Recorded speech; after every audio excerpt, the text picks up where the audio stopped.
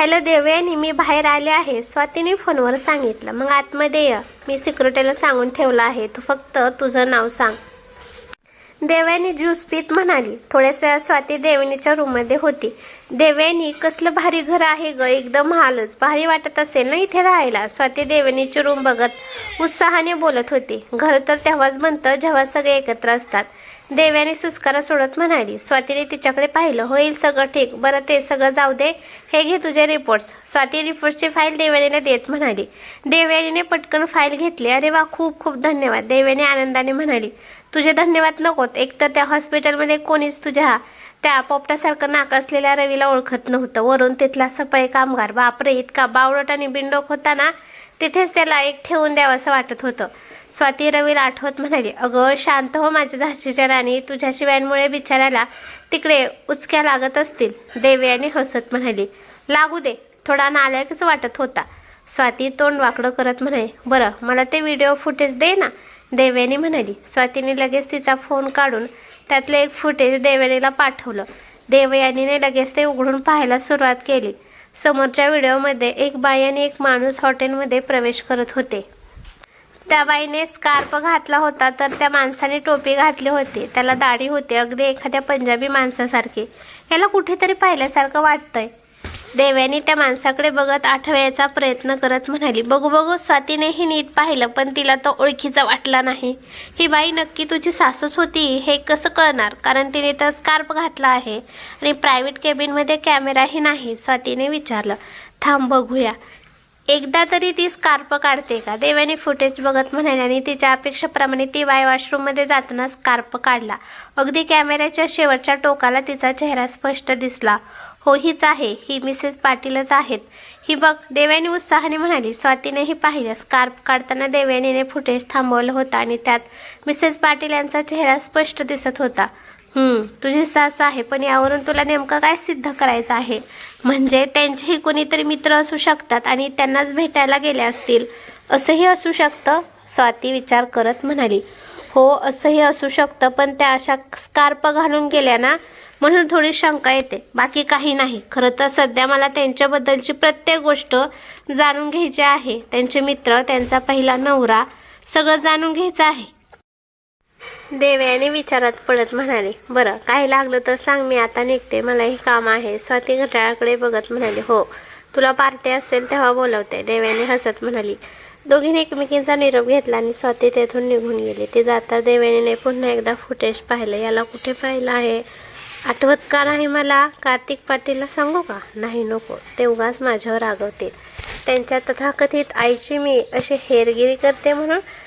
पण मग मला हा माणूस कसा सापडेल असा विचार करत देवयानी बेडवर आडवी झाली. रात्री जेवण झाल्यावर ती पुन्हा तिच्या रूममध्ये आली. कार्तिकने तिला भेट म्हणून दिलेल्या सगळ्या वस्तू तिने बेडवर मांडल्या. आज तिला खास तयार व्हायचं होतं कार्तिकसाठी, कारण थोड्याच वेळात तिचा वाढदिवस सुरू होणार होता आणि कार्तिक पाटील नक्कीच काहीतरी सरप्राईज देणार याची तिला खात्री होती. पण तिला तर फक्त तो तिच्याजवळ हवा होता. त्याने दिलेली लाल रंगाची साडी नेसली, त्यावर त्याने दिलेला स्ट्रॉबेरी डिझाईनचा हार आणि कानातले झुमकेही घातले. मग अंगठी घालून त्याने आरशात स्वतःकडे पाहिलं. आज ते अगदी स्ट्रॉबेरीसारखे खुलून दिसत होते.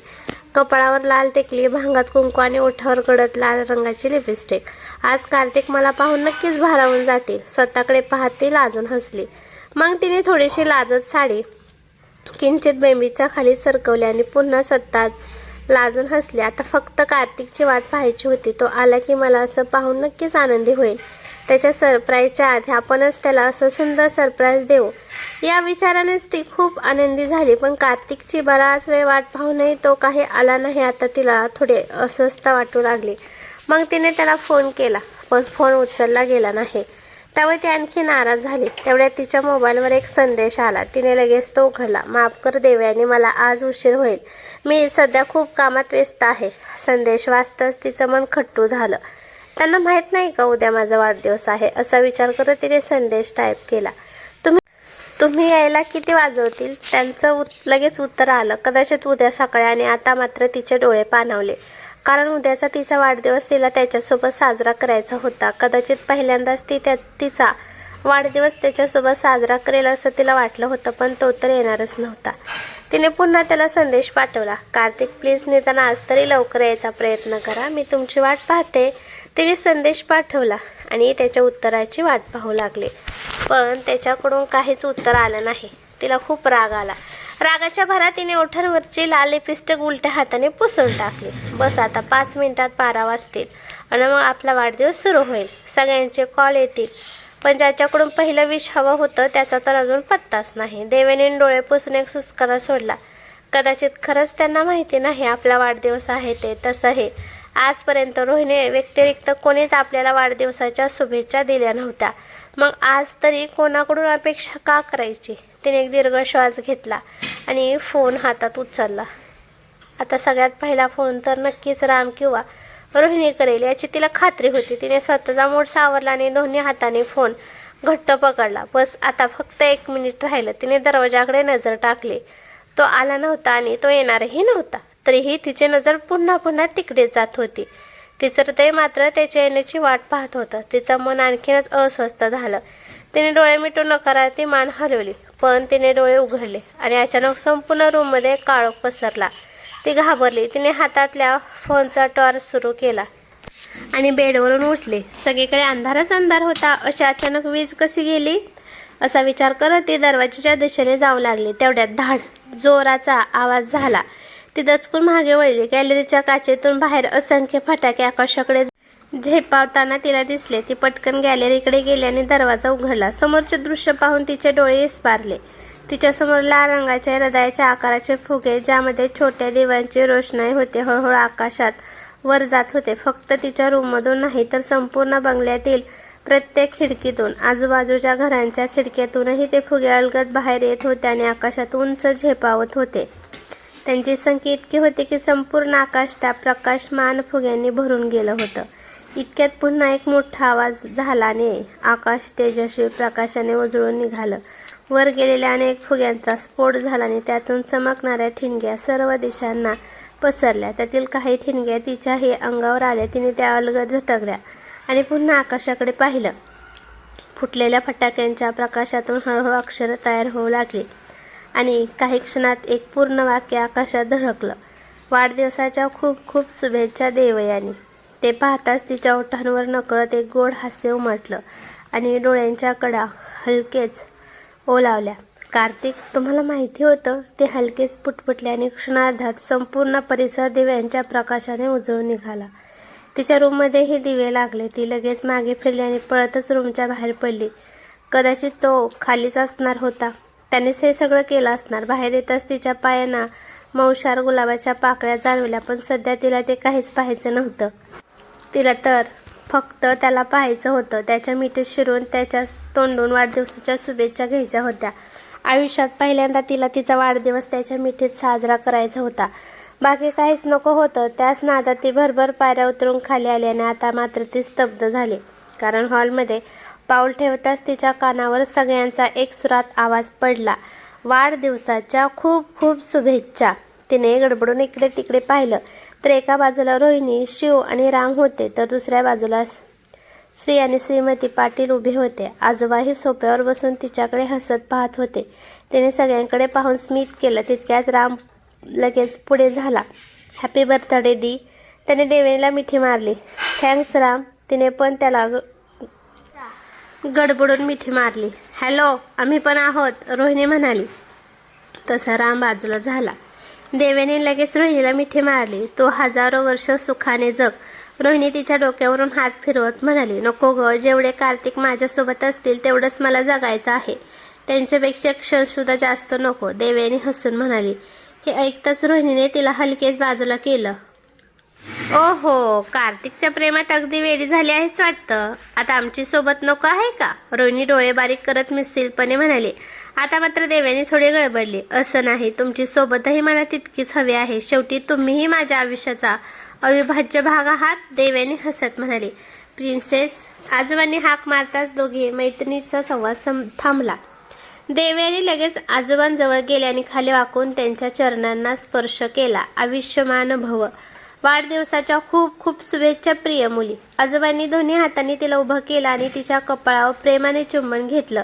देवयानीने हसून त्यांना प्रतिसाद दिला. त्यानंतर तिने मिस्टर पाटील यांना वाकून नमस्कार केला. त्यांनीही तिला आशीर्वाद दिला. आता ती नाईलाजाने मिसेस पाटील यांच्या पुढे वाकली. त्यांनीही जबरदस्तीचा हसू चेहऱ्यावर आणत तिला आशीर्वाद दिला.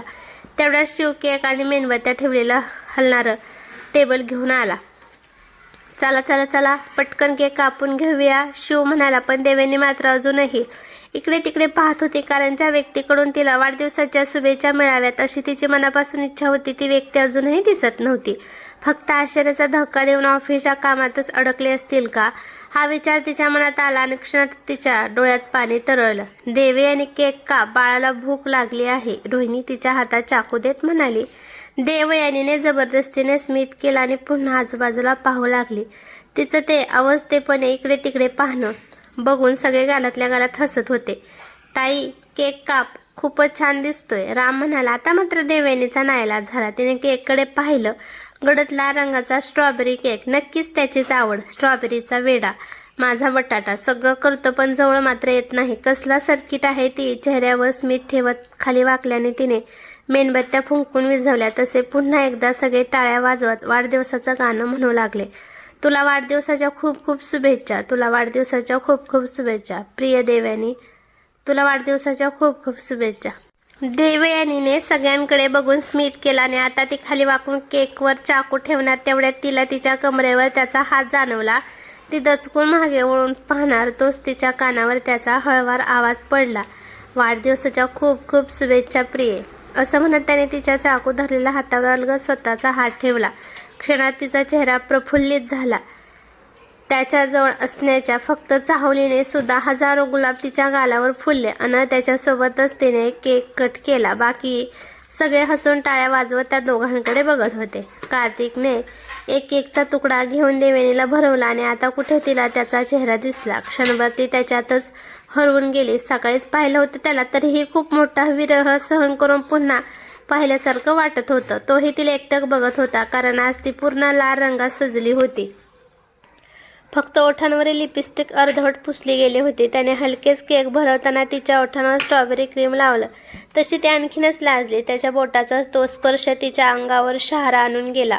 ओहो, आम्हालाही कोणीतरी केक भरवा, शिव खोकल्याचा आवाज काढत मोठ्याने म्हणाला. तसं देवयानी भानावर आली. तिने पटकन पुन्हा एकदा केक कापला आणि त्याचे तुकडे घेऊन कार्तिक आणि रामला भरवले. मग तिने रोहिणी आणि आजोबांनाही केक भरवला. मिस्टर आणि मिसेस पाटील यांनी मात्र स्वतःच्या हाताने केक घेतला आणि शिवने हट्टाने कार्तिकच्या हातून केक खाल्ला. बरं, आता सगळ्यांनी जाऊन झोपा.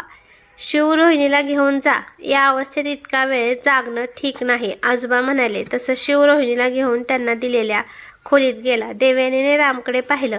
राम आज माझ्या खोलीत मला सोबत देणार आहे काय रे राम, आजोबा देवयानीकडे बघत रामला म्हणाले. हो आजोबा, मी तुमच्यासोबत येतो, रामही हसत म्हणाला. दोघेही गप्पा मारत निघून गेले. देवयानी मात्र थोड्या आश्चर्याने त्यांच्याकडे बघत राहिले. आता आपण जाऊया का, कार्तिक पाटीलच्या आवाजाने देवयानीने त्याच्याकडे पाहिलं. चल आता आपल्या खोलीत जाऊया, तो पुन्हा म्हणाला आणि तिला घेऊन खोलीकडे निघाला. तुम्ही हे सगळं कधी केलं, तुम्हाला माहिती होतं माझा वाढदिवस आहे, मग आधी मला इतका त्रास का देत होतात, देवयानीने ओठ फुगवत विचारलं. सोडून दे आता, आज जाऊया, मला खूप झोप लागली आहे, तो तिला मुद्दाम दुर्लक्ष करत म्हणाला. तिला थोडा राग आला पण ती काही बोलली नाही. तिने दरवाजा उघडला आणि आत गेली तर पूर्ण खोलीत काळोख होता. जाताना तर दिवे सुरू होते. तिने टाळे वाजवले, कारण त्या खोलीत टाळे वाजवले की दिवे लागायचे, पण यावेळी काहीच झालं नाही. कार्तिक पुन्हा वीज गेली का, तिने त्याचा हात शोधत विचारलं, पण तो कुठेच सापडला नाही. आता मात्र ती पूर्ण गोंधळली आणि मनातून घाबरली. कार्तिक कुठे आहात, प्लीज माझ्या जवळ या, मला अंधाराची खूप भीती वाटते. तुम्हाला माहिती आहे, देवयानी कपाळावरचा घाम पुसत म्हणाली. पण तिला काहीच उत्तर मिळालं नाही. ती रागाने पुढे काही बोलणारे इतक्यात तिच्यासमोर काहीतरी चमकलं. तिने आश्चर्याने समोर पाहिलं तर एक लाल रंगाची भली मोठी गुलाबाची कळी उमलत होती. इतकी मोठी कळी आणि तीही खोलीत, हे कसं शक्य आहे. देवेने आश्चर्याने त्या उमगणाऱ्या कळीकडे बघत राहिली. ती कळी हळूहळू पूर्ण उमगली आणि त्यातून एक अतिशय सुंदर लाल गुलाब फुललं. त्या फुलातून हातात चमकणाऱ्या ताऱ्याची जादूची छडी घेतलेली एक छोटी परी उडत उडत तिच्यासमोर आली. आपण स्वप्नात आहोत का? देवयानीने पटकन दोन्ही हातांनी डोळे चोळले आणि पुन्हा समोर पाहिलं. ती परी अजूनही तिच्या समोर होती. देवयानीचे डोळे विस्पारले. त्याचवेळी त्या परीने तिच्याकडे पहा जादूची छडी फिरवली. क्षणार्धात तिच्या समोर एक टेबल आणि 2 खुर्च्या प्रकट झाल्या. त्या टेबलावर लाल गुलाबांची फुलं आणि खूप सारी चॉकलेट्स ठेवलेली होती. आता ती परी तिच्या जवळ आली. उडत उडत तिने एक गोल गिरकी घेतली आणि देवयानीवर जादूची छडी फिरवली. क्षणात देवयानी उभी होती. तो संपूर्ण परिसर प्रकाशाने उजळून निघाला. आता त्याच प्रकाशात तिच्या समोर कार्तिक हात पुढे करून उभा असल्याचं तिला दिसलं. आता तिचे डोळे आणखीनच विस्पारले, कारण आतापर्यंत जे काही घडत होतं ते सगळं तिने आधीच पाहिलं होतं. हेच तर होतं तिचं ते दिवसाढवळ्या पडलेले स्वप्न. देवयानी, माझं तुझ्यावर खूप प्रेम आहे. कार्तिकचा आवाज कानावर पडताच ती धावतच पुढे गेली आणि त्याच्या मिठीत शिरली. आय लव्ह यू टू, ती त्याच्या छातीवर डोकं ठेवून म्हणाली. लेट्स डान्स, तो तिच्या पाठीवरून हात फिरवत म्हणाला. तिने गोंधळून विचारलं. आणि त्याच वेळी म्युझिक सुरू झालं. कार्तिकने तिच्या कमरेत हात घालून तिचा एक हात स्वतःच्या खांद्यावर ठेवला. कार्तिक, मला असा डान्स येत नाही, तुम्हाला माहिती आहे. तुमचे पाय, देवयानी हळूच बोलत होती. मला माहिती आहे, तरीही मला माझे पाय दुखवून घ्यायचे आहेत, तो तिला मध्येच अडवत मिसळपणे म्हणाला आणि तिने लाजून खाली मान घातली. त्याने तिला गोल फिरवून पुन्हा स्वतःकडे खेचलं. ती त्याच्या पायावर पाय पडणार नाही याची पुरेपूर काळजी घेत होती, पण ती त्यात माहेर नव्हती. चुकून त्याच्या पायावर पाय जातच होता, पण तरीही तो मात्र तिला व्यवस्थित सांभाळत होता. कार्तिक, हे सगळं डान्स करता करता तिने मानवर करून विचारलं. तिच्या नाजूक ओठांचा हलका स्पर्श त्याचे कान गरम करून गेला. त्याने किंचित खाली झोकून तिच्या कानावर ओठ टेकवले. तसं तिने लाजून त्याला घट्ट मिठी मारली. हेच तुझं स्वप्न होतं ना? त्याने तिच्या पाठीवरून हात फिरवत विचारलं. तुम्हाला कसं माहीत? तिने त्याच्या छातीवर डोकं ठेवून डान्स करत विचारलं. तू खूप फिल्मी आहेस, तो हसत म्हणाला. तिला एकदम ओशाळल्यासारखं झालं. खरंच असं स्वप्न कोणी बघत असेल का? असं आपल्या आयुष्यात परीने येऊन जादू करावी आणि क्षणात एखादा राजकुमार आयुष्यात यावा, मग त्याने असा समोर हात करून आपल्याला त्याची बनवावं. टिपिकल एखाद्या प्रिन्सेसच्या कार्टूनसारखं स्वप्न होतं तिचं, आणि ते फक्त रोहिणीला माहिती होतं. म्हणजे नक्कीच रोहिणीने सांगितलं असणार आणि कार्तिकने ते पूर्ण पण केलं.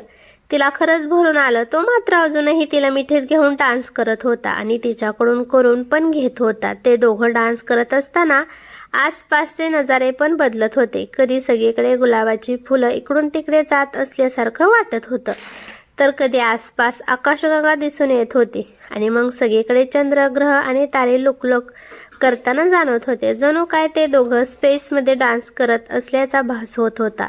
देवयानीचं लक्ष तिकडे गेलं की तिला वेगळ्याच जगात, एक वेगळ्या स्वप्नांच्या दुनियेत आल्यासारखं वाटत होतं. ती लगेच त्याच्या कुशीत शिरून आपण जागे असल्याची खात्री करून घेत होती. गाणं बंद झालं तसं दोघंही थांबले. प्रकाशाचा गोल मगापासून दोघं फिरत होते. त्यांच्याच आजूबाजूला तोही फिरत होता. तो आता त्या दोघांवर स्थिर झाला. कार्तिकने देवयानीचा चेहरा वर करून दोन्ही हातात पकडला आणि तिच्या कपाळावर किस केलं. तुझी आणखीन काही इच्छा आहे का? मला सांग, मी पूर्ण करेन, त्याने प्रेमाने विचारलं. मला प्रॉमिस हवं आहे, द्याल का? तिने विचारलं. हो, त्याने काही विचार न करता होकार दिला. तिने त्याचा हात हातात घेतला आणि त्याच्या डोळ्यात पाहिलं. आयुष्यात काहीही झालं, कितीही टेन्शन आलं, दुःख आलं, तरीही तुम्ही पुन्हा कधीच धूम्रपान करणार नाही. कितीही राग आला तरी स्वतःला कुठल्याच प्रकारे त्रास करून घेणार नाही. प्रॉमिस कराल? तिने त्याच्या डोळ्यात खोलवर बघत विचारलं. ठीक आहे, मी तुला वचन देतो. धूम्रपान करणार नाही, स्वतःला कसलीही इजा करणार नाही, तो तिचा हात घट्ट दाबत म्हणाला आणि तिच्या चेहऱ्यावर आनंद पसरला.